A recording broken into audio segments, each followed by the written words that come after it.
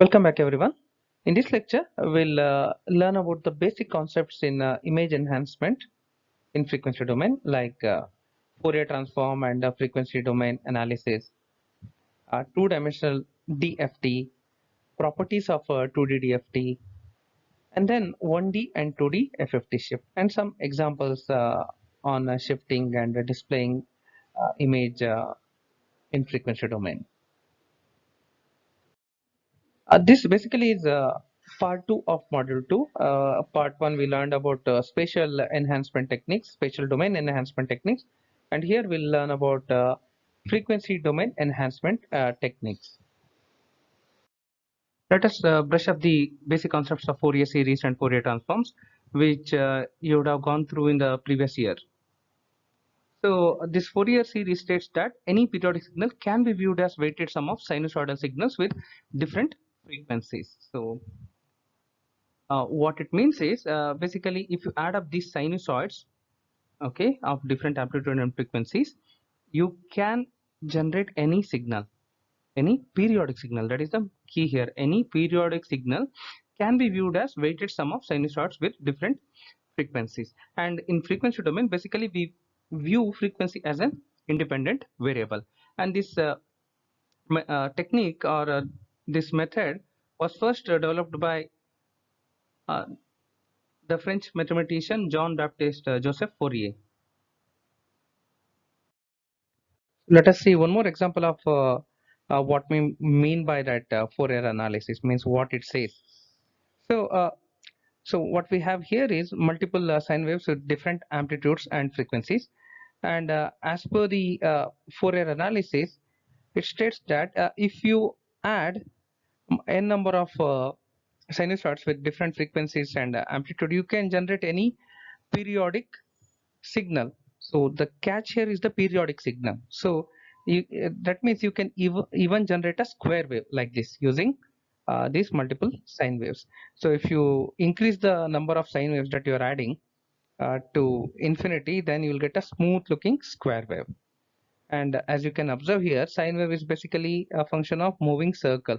So if you put a pen around the perimeter at any one point and make that wheel turn and move, it will create a sine wave. Okay, and increase the diameter of the wheel and increase the speed, you will get different frequencies. That is how to view the sine wave. Okay, and then when you club them together, you get a periodic signal. Even heart wave or anything you can generate if it is periodic using this concept. So in the frequency domain, we basically view frequency as an independent variable.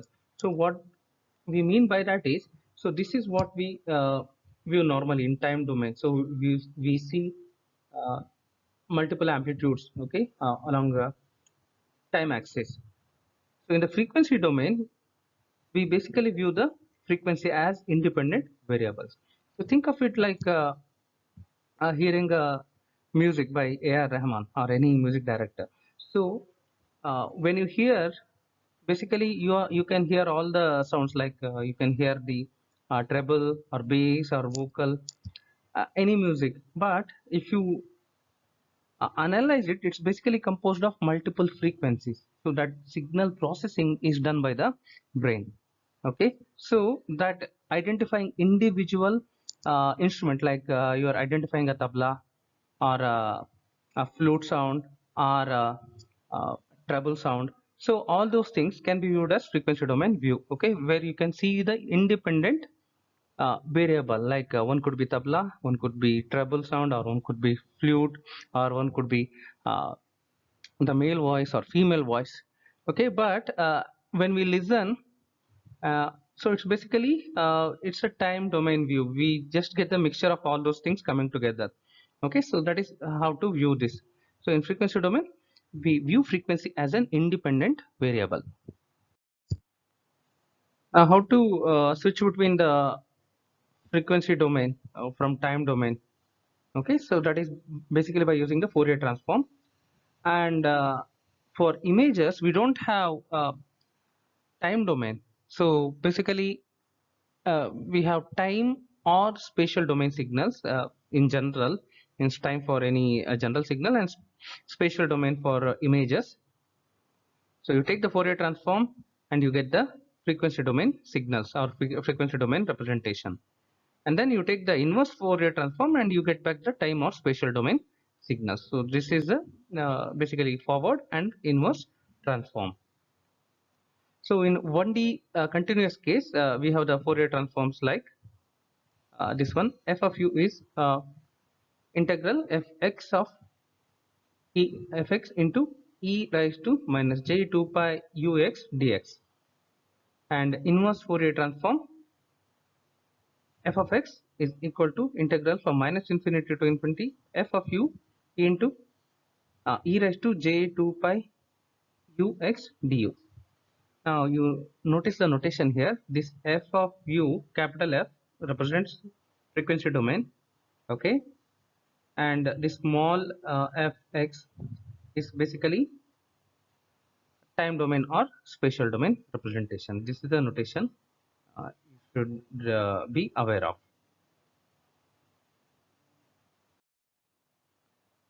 Now in 1D a discrete case, the Fourier transform is given by f of u is equal to 1 by m summation from 0 to m minus 1 of f of x into e raised to minus j2 pi ux by m, where u varies from 0 to m minus 1, and inverse Fourier transform is given by f of x equal to summation 0 to m minus 1 f of u into e raised to j2 pi ux by m, where x varies from 0 to m minus 1. So f of u can be viewed as this equation. F of u is equal to r of u plus j into I of u, or f of u equal to magnitude of f of u into e raised to j phi of u, where f of u is given by magnitude of f of u is given by this term square root of r of u square plus I of u square, and phi of u is given by tan inverse of I of u by r of u. So let's look at the example of 1D Fourier transform. The Fourier transform of this rectangular pulse is basically a sinc function. So this is a magnitude plot here. So if you observe, if you reduce the duration, if you increase the duration of this pulse in time domain, its frequency domain response will be compressed. So basically, longer the time domain signal, the shorter is the Fourier transform. Okay, so that is vice versa. The relationship between the spatial resolution delta x and the frequency resolution delta u.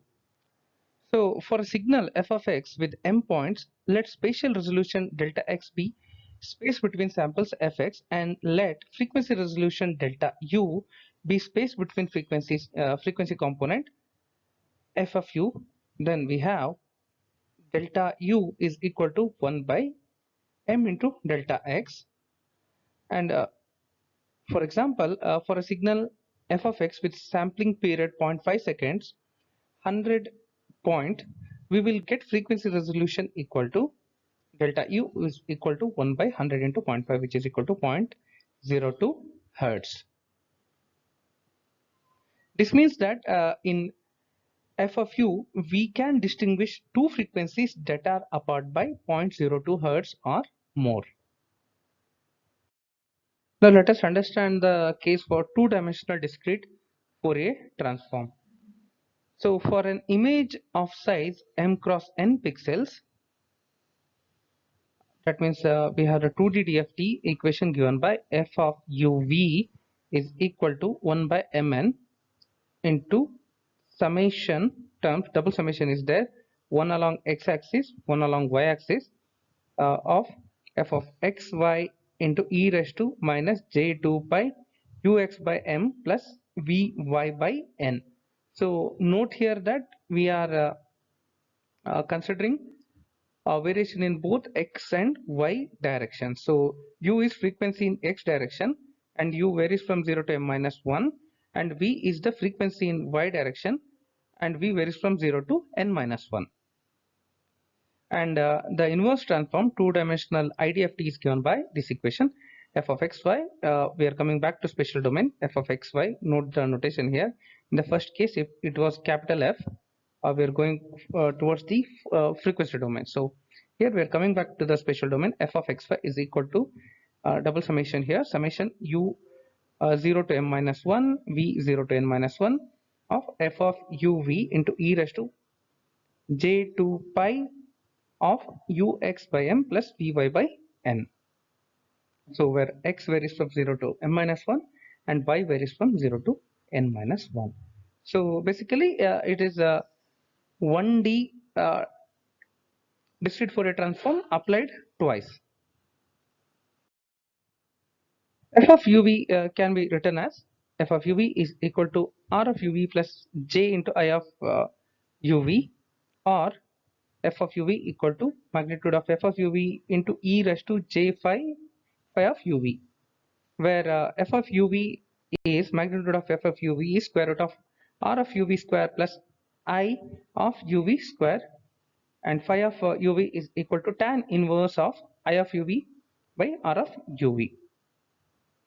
For the purpose of viewing, we usually display only the magnitude part of the f of uv. Okay, only magnitude plot is used for display purposes.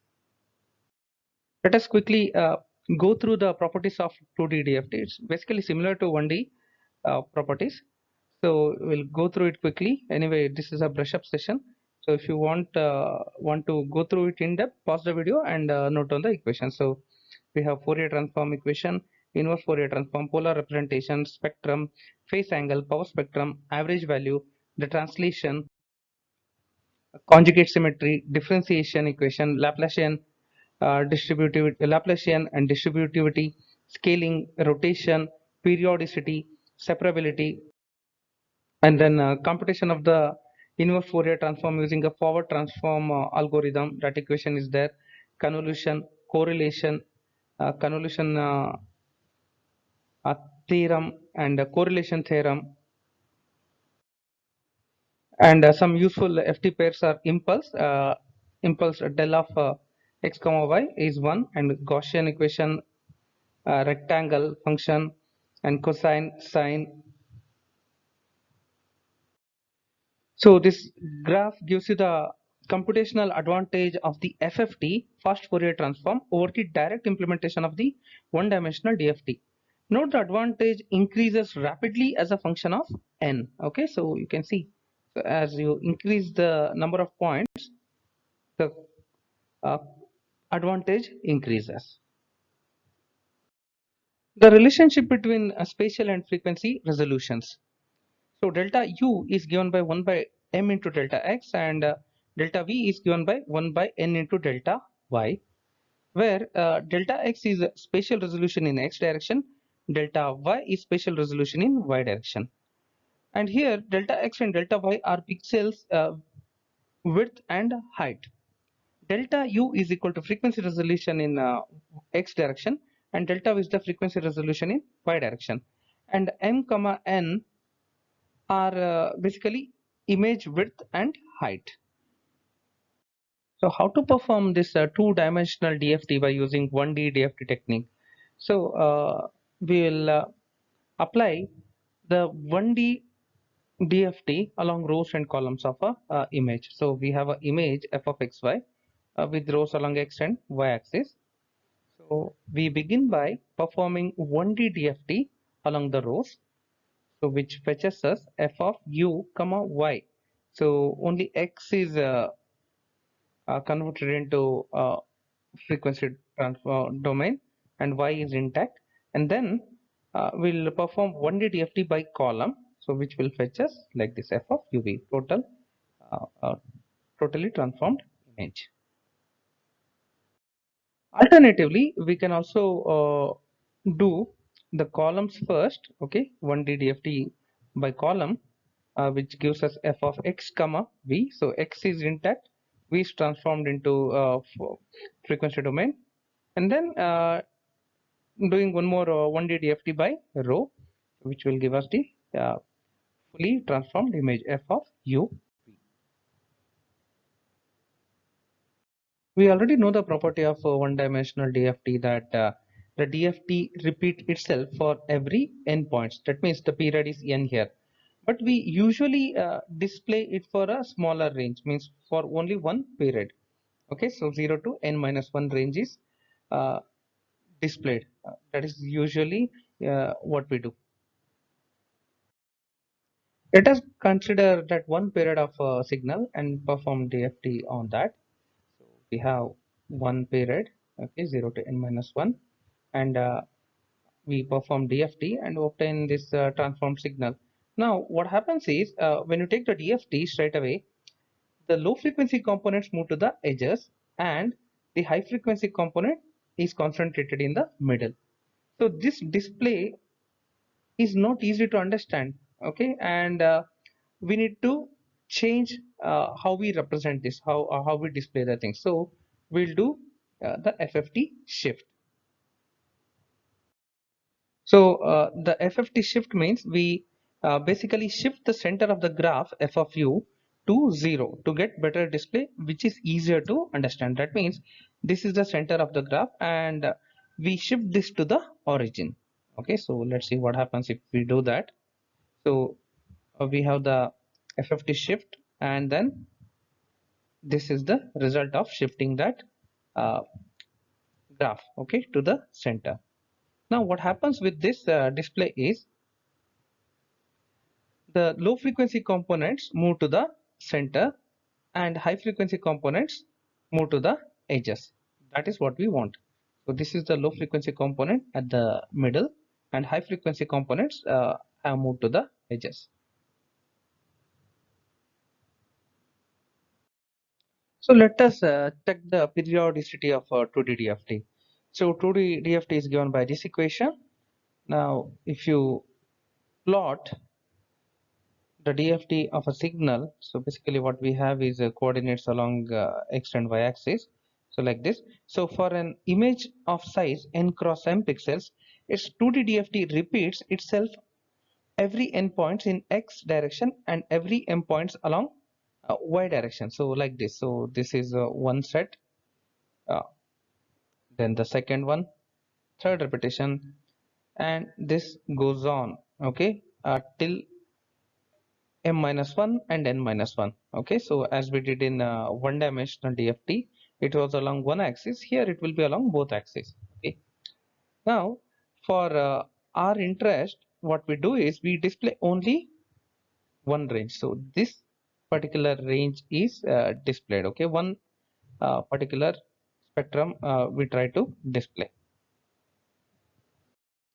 When we pick that particular range for display, what happens is, uh, as happened in the one dimensional display, the low frequency area is at the corner like this, and the high frequency area is in the middle.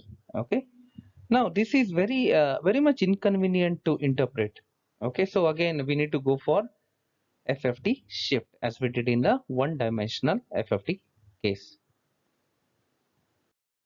So 2D FFT shift means we are shifting the zero frequency of f of uv to the center of an image. So what happens with this case is, uh, we have the high frequency components in the middle. Now after performing FFT shift, those things in the middle move to the corner.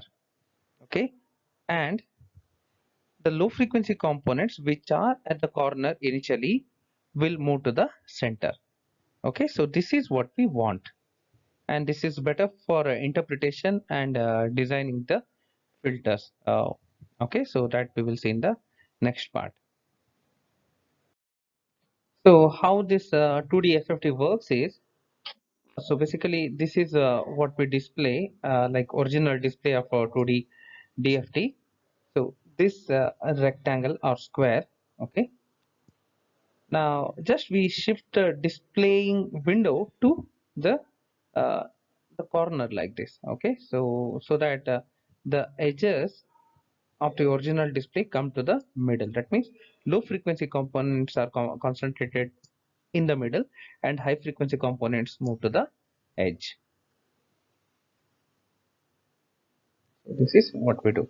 Now, why we do this, and uh, what do these low frequency and high frequency components have to do with the amount of information they have, we'll see with the example in the next part, okay, when we talk about filters. Let us see some examples of 2D DFT.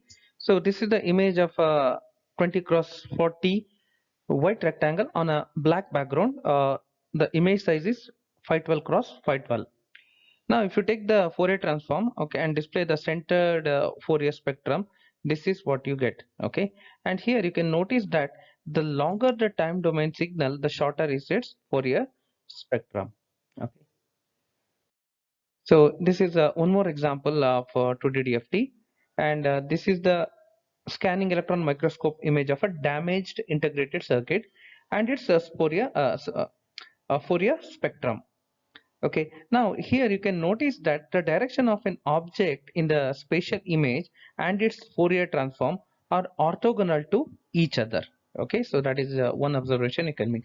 We'll see more examples on this. Okay, so let's see. So this is the original image. We talked about 20 cross 40 white rectangle on a 512 cross 512 black background. If you perform 2D DFT, so this is what you get. Okay, so this is the original DFT with the high frequency component in the middle. Now if you perform 2D FFT shift, this is what happens. Okay, so this corner components, high frequency low frequency components at the corner move to the middle, and the high frequency components which is originally located in the middle will be pushed to the corners. So this is what we mean by 2D FFT shift. Now look at the orientation, okay, which we saw in the previous example as they are orthogonal.